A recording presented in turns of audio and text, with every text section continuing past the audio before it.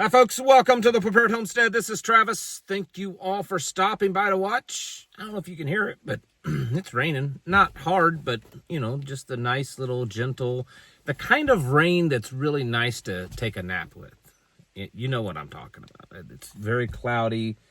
It's just been kind of drizzly rain for, a day and a half now, which is weird. Like, we haven't had that in months. It's just that steady little drizzle that, boy, it would be really nice to just take a nap to. You know what I'm talking about. Anyways, it's great to have it because it's been so dry here. And I know some of you are probably sitting there saying, send some our way. We're really dry here too. Sorry, we're being greedy. It's all ours. You don't get any. Well, today another violent tragedy happened. If you haven't heard, a gunman was on a roof of a building in Dallas, Texas, and shot 3 people at an ICE facility, Immigration Customs Enforcement. Then he turned the gun on himself and took himself out. There's still, I still haven't seen a whole lot of details about this. They got the guy's name, released it. He's a younger fella, in his 20s, it looks like. I haven't seen any details, though, on, motive or affiliations or anything like that.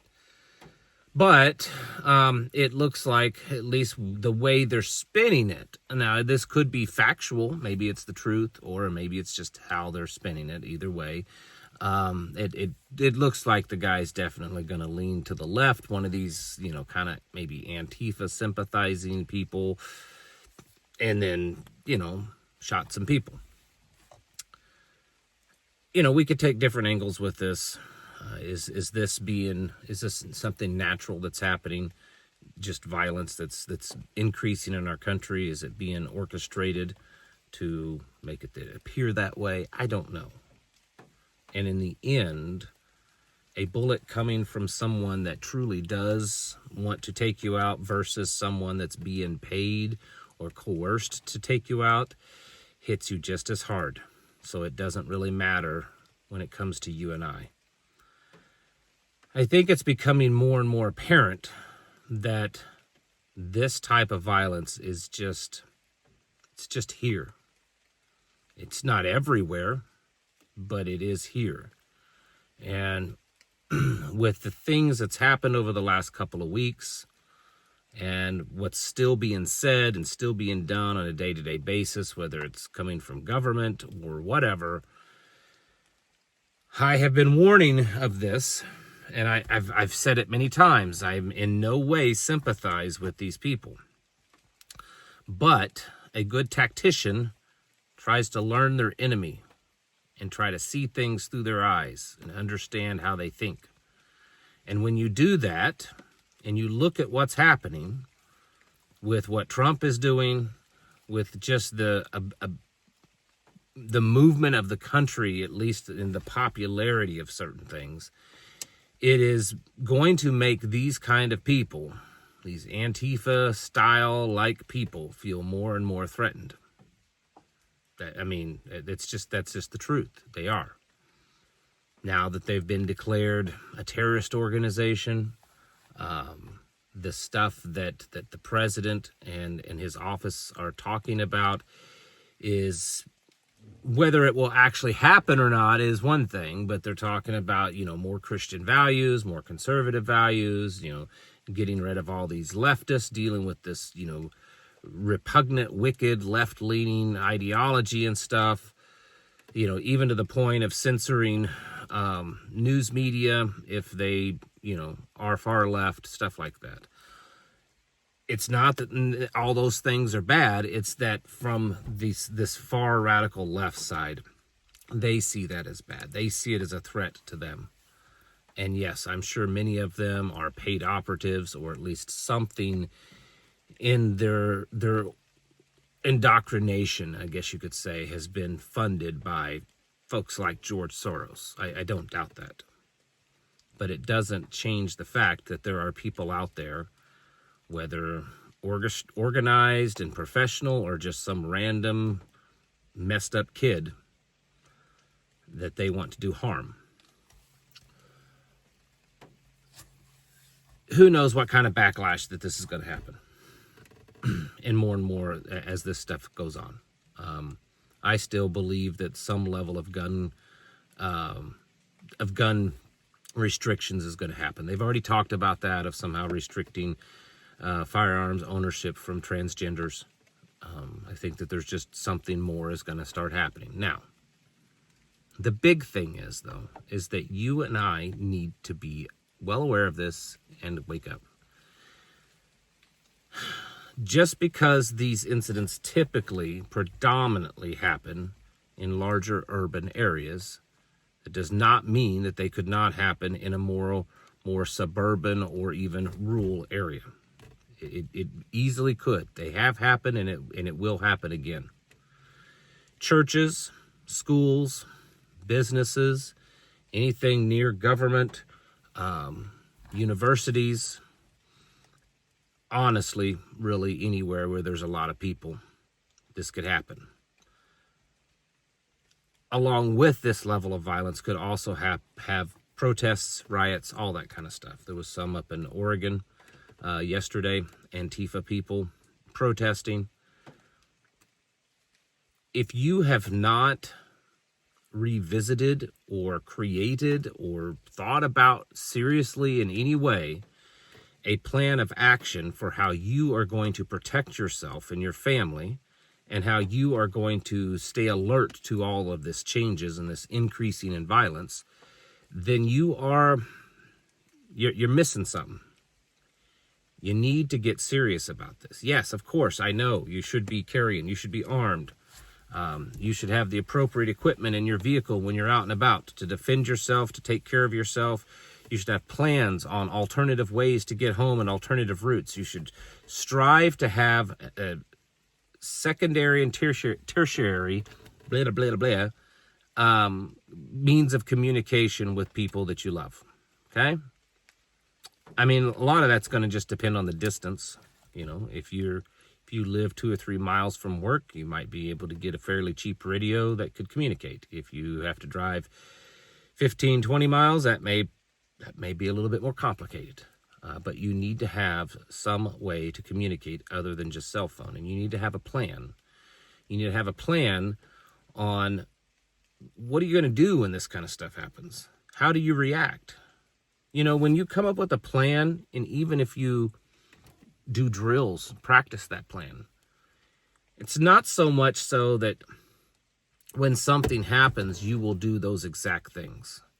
Because the odds are, whatever happens is a little different than what you planned for. Also, when things happen, it's not smooth. And so there's always things that get in the way.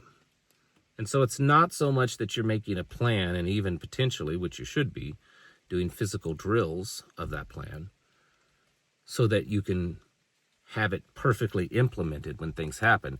It's so that you can get yourself in a mindset of how to react and how to act when those things are going on, even though it may not be exactly what you've planned.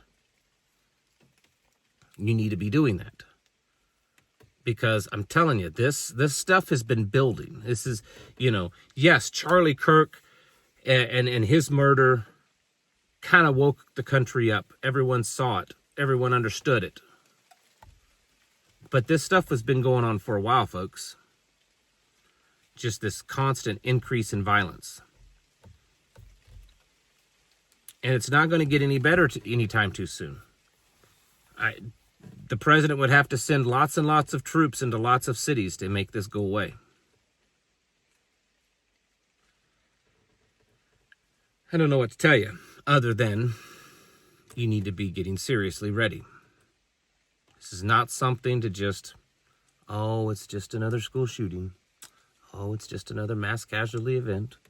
It's just another rooftop shooter. It's because eventually, as this goes,